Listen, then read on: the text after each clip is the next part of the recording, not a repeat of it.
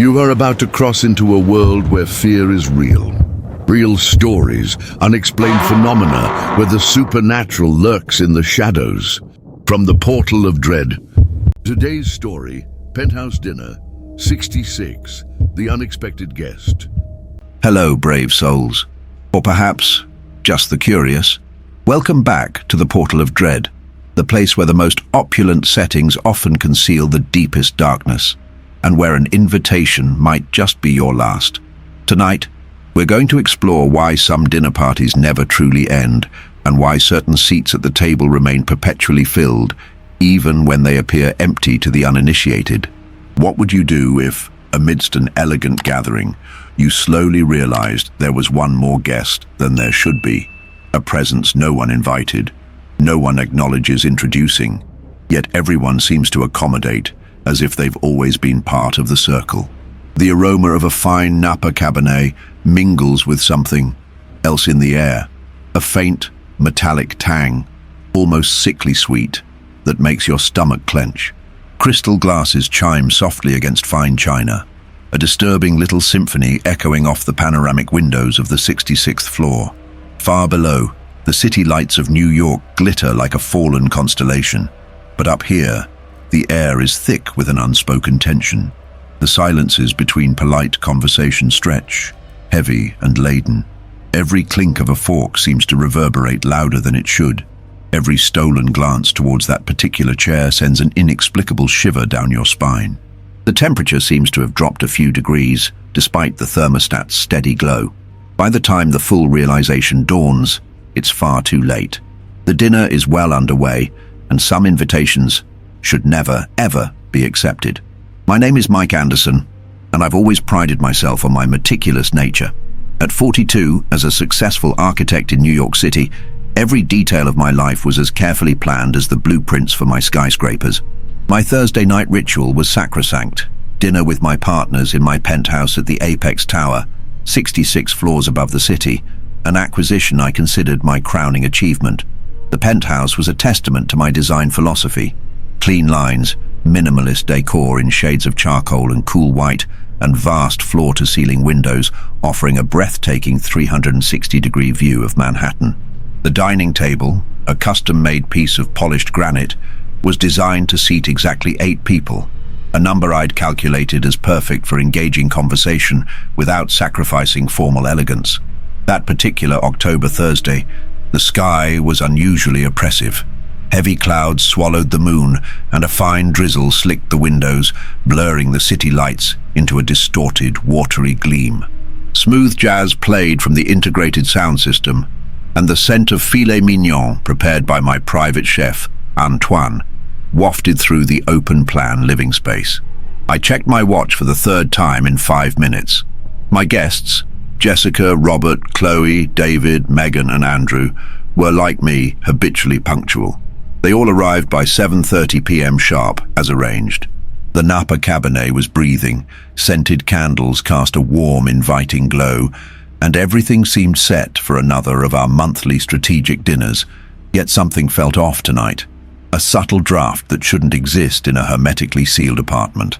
A strange sensation that the shadows in the corners of the room were deeper, more substantial than usual. And most unsettlingly, I had this nagging feeling I'd forgotten something crucial about this evening. A detail that danced at the very edge of my awareness, but refused to come into focus.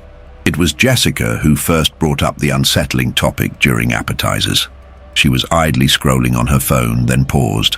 "Mike, you won't believe this," she said, her laugh a little too nervous. "There's this blog, NYC's Most Chilling Urban Legends, and guess what? The Apex Tower is featured." She held up her phone. "It says back in the 90s, a developer named Theodore Vance used to host these lavish dinners right here on the 66th floor to close deals. Apparently, he had this obsessive habit of always leaving one chair empty at the table. Said it was for his silent partner." Robert leaned in, intrigued. "So, what happened to this Vance guy?" Jessica continued reading. "One night, during a dinner with some big-shot investors, everyone present swore they saw a man sitting in that empty chair. They described him as dapper, well-dressed, but with features no one could quite recall afterward. Vance supposedly freaked out, pulled out of all his deals, and just vanished the following week. The really weird part, Jessica added, her voice a little lower, is that ever since, various residents have reported similar things, always involving dinner parties, always an extra guest that no one remembers inviting, but everyone just sort of accepts during the event. Chloe chuckled, a bit shakily. Oh, come on, that's just spooky folklore. But a chill traced its way down my spine. Something about that story resonated, like a half-forgotten, unpleasant dream.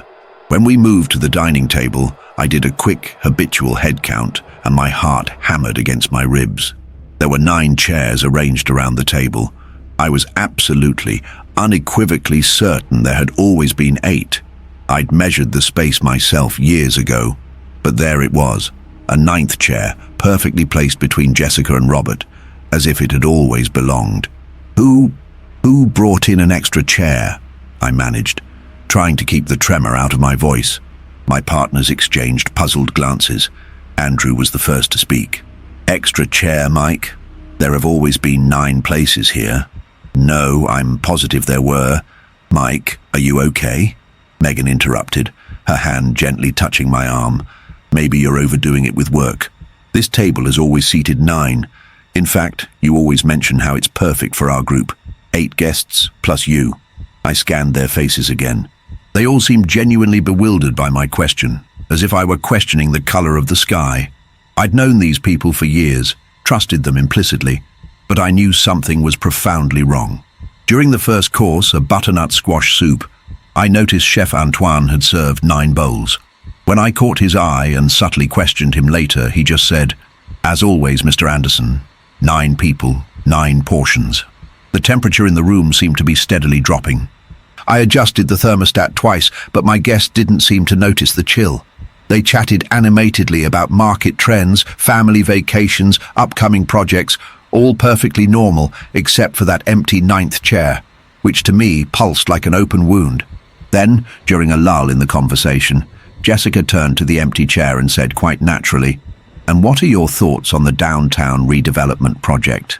For a beat, everyone fell silent, looking expectantly at the empty space, as if awaiting an answer.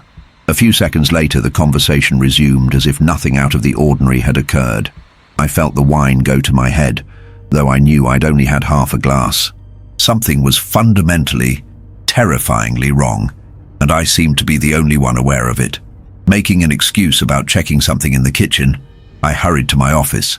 With trembling hands, I pulled up the photos from last month's dinner on my laptop. I zoomed in on the dining table. 8 chairs, always 8. Desperate, I called Mr. Henderson at the front desk. "Henderson, I need to know if any furniture was delivered to my penthouse today. A chair, specifically." "Negative, Mr. Anderson. No deliveries logged for the 66th floor in the past 3 days, sir." I then pulled up the original architectural plans for the penthouse, the custom furniture designs. Everything clearly showed 8 place settings at the dining table. But when I snapped a quick photo of the table now with my phone and compared, there were, without a doubt, 9 chairs. Returning to the dining room as discreetly as I could, I overheard snippets of conversation that froze my blood. He was always so considerate of us. Such a shame he can't join our gatherings like he used to, but at least he still manages to make an appearance now and then. I stepped forward. "Who are you all talking about?" Robert smiled. "Why, Theo, of course. You introduced us to him, remember? Said he was an old friend from your college days." My blood turned to ice. Theodore Vance, the name from Jessica's urban legend. But I'd never known anyone by that name. Never introduced such a person to my friends. "Theo couldn't make it tonight," Chloe continued, "but he always has his place reserved, as you know. He likes knowing there's a spot for him here." I stared at the empty chair, and for a fleeting moment, I thought I saw a flicker of shadow deepen over the seat. The main course arrived, and I watched, horrified, as Chef Antoine methodically served 9 plates of filet mignon, placing one directly in front of the empty chair. Steam rose from the perfectly cooked meat, as if someone were actually about to consume it. "Antoine, why did you serve an empty chair?" I whispered when the chef passed me. Antoine looked at me with genuine bafflement. "Empty chair, sir. Mr. Vance is right there." And he gestured directly at the unoccupied seat. My legs felt weak, I turned back to my guests. They were all conversing cheerfully, including the empty chair in their discussions, as if someone were actively participating. Jessica laughed at something Theo had apparently said. Andrew nodded vigorously in agreement with comments only he seemed to hear. Reality began to warp around me. My friends' voices sounded strangely distorted, as if echoing from a great distance. The candlelight flickered erratically, casting dancing shadows that seemed to move independently of the flames. Then, the unthinkable. The fork beside the plate at the empty chair lifted into the air, unaided, and began to delicately cut into the steak. Morsels of meat vanished mid-air, as if an unseen mouth were consuming them. The wine in the glass beside the plate slowly, steadily diminished. I cried out, knocking my own chair over as I scrambled to my feet. But my guests merely looked at me with a kind of gentle, pitying concern. "Mike, you're having one of your spells," Jessica said softly. "Sit down, dear. Theo was just telling us about that amazing trip to Tuscany you two took." "I've never been to Tuscany with anyone named Theo," I screamed, the veins in my neck throbbing. And then I heard it. A deep, cultured voice emanating from the precise direction of the empty chair. "But of course we did, my dear Mike. Don't you recall inviting me to all these delightful dinners? Promising me there would always be a place for me here?" I stared directly at the chair, and for a horrifying instant, I saw him, an elegant man in a dark, impeccably tailored suit, with eyes like black holes in a face as pale as parchment. He smiled, revealing unnervingly white teeth, and gestured with the hand that held the now blood-red stained fork. "You did promise, Mike, and I always honor my social commitments." Everyone else continued eating, unperturbed, as if this terrifying exchange were perfectly normal. I fled to the master bathroom, locked the door, and frantically dialed 911. But when I tried to explain what was happening, my words came out jumbled, incoherent. The operator on the other end coolly suggested I seek medical attention. When I returned to the dining room, my heart pounding with a sick dread, I found all my guests calmly enjoying dessert. A rich New York cheesecake I had no memory of ordering. The empty chair now cast a distinct, human-shaped shadow on the polished floor, as if someone tangible was seated there. "Theo was worried about you," Robert said, taking a bite of his cheesecake. "He said you seemed to have forgotten old times." The voice returned, clearer now, more present. "Mike, you truly don't remember. That day, you were so desperate to acquire this very apartment. When you came to me, down in the building's sub-basement, asking for my assistance, shards of memory, sharp and painful, began to pierce my consciousness. I vaguely recalled descending into the bowels of the Apex Tower years ago, searching for some lost property deeds. I remembered finding an impeccably dressed man in an office that, by all rights, shouldn't have existed. You said you'd do anything to have this penthouse," the voice continued, smooth as silk, "and I asked for such a simple thing in return. A permanent place at your table. A chair that would always be reserved for me." I felt my own memories twisting, rewriting themselves in real time. I could almost recall the icy handshake, the smile that never reached his eyes, the contract I'd signed without reading the fine print. Yet simultaneously, a part of me screamed that these memories were false, implanted. "You're not real," I yelled, lunging for the empty chair, trying to hurl it across the room. But it was like trying to lift a block of solid lead, as if an immense weight were holding it down. At that moment, all my guests rose in unison, their eyes now completely, unnervingly black. Their voices merged into a horrifying chorus. "But we are real, Mike. We've always been real, all of us who accepted his invitation." I looked in terror at my friends of many years and realized with a sickening lurch that I couldn't actually recall when I'd met them. I couldn't remember how we'd become so close. All those shared experiences now seemed hazy, artificial, as if crafted by an unseen hand. Theo Vance's laughter echoed through the room, cold and triumphant. "Welcome to the Perpetual dinner party, Mike. You were always such a gracious host. Now you can be our host. Indefinitely." The lights flickered and died, plunging the room into absolute darkness. In the oppressive black, I felt cold, unseen hands grasp me, pulling me back towards the table. When the ambient city glow once again filtered through the windows, The table was set for 10. A new chair had appeared, and I was seated in it, my eyes vacant, a strained, polite smile plastered on my face. My movements felt stiff, mechanical, like a puppet controlled by invisible strings. Chef Antoine entered with more dessert plates, methodically serving everyone present, including me, now the newest addition to Theo Vance's collection. The conversation flowed smooth and urbane, everyone discussing investments, art, travel. Except their voices had an artificial, rehearsed quality, like actors reciting lines they'd known for decades. I tried to scream, to beg for help, but only polite, agreeable words emerged from my lips. I found myself discussing market fluctuations, complimenting the wine, thanking everyone for their delightful company. Inside, my consciousness was a trapped, horrified observer, watching my body betray my will. Theo Vance, now clearly visible at the head of the table, raised his wineglass in a toast. To our newest permanent associate, Mike always was an exemplary host. Now he can fulfill that role for eternity. In the days that followed, neighbors would remark on how I seemed different, paler, my movements more rigid, my gaze distant. But my architectural firm inexplicably flourished.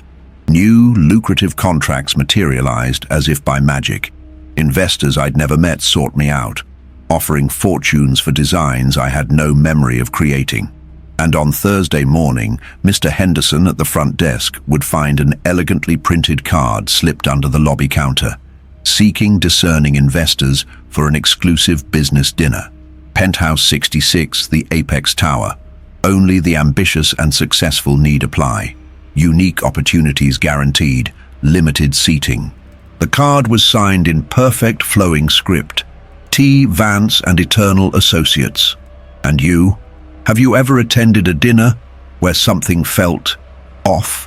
Where people seemed to know someone you were certain you'd never encountered? If you ever receive an invitation to a gathering in a place that seems too exclusive, too good to be true, perhaps it's best to politely decline, because some tables never truly free their guests, and some agreements are bound by more than just ink. Join us again on the Portal of Dread. Subscribe if you dare, and ring that notification bell. Share your own unsettling encounters in the comments below. Until next time, assuming of course we can all escape this current engagement. At the Portal of Dread, terror always has a reserved seat at the table.